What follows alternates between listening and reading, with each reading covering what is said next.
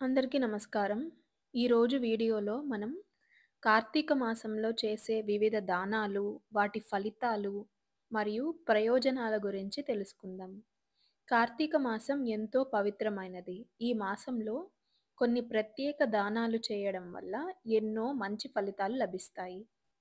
కార్తీక మాసంలో బియ్యాన్ని దానం చేయడం వల్ల పాపాలు తొలగుతాయి. వెండిని దానం చేస్తే మనశ్శాంతి కలుగుతుంది. అలాగే బంగారాన్ని దానం చేస్తే దోషాలు తొలగుతాయి. పండ్లని దానం చేస్తే సిద్ధి, బుద్ధి కలుగుతుంది.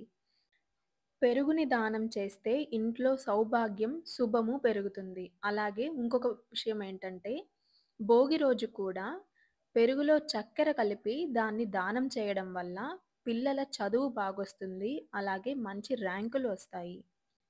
నెయ్యి దానం చేయడం వల్ల ఆరోగ్యంగా జీవించగలుగుతారు. పాలు దానం చేస్తే నిద్రలేమి పోయి సంపద వస్తుంది. తేనె దానం చేస్తే సంతానం కలుగుతుంది. ఉసిరికాయలు వంటివి దానం చేస్తే మతిమరుపు పోయి జ్ఞాపక శక్తి పెరుగుతుంది. కొబ్బరికాయ దానం చేస్తే అనుకున్న పని సఫలమవుతుంది. దీపాలు దానం చేస్తే కంటి చూపు మెరుగవుతుంది. గోదానం చేస్తే బుద్ధి, విజ్ఞానం కలుగుతుంది.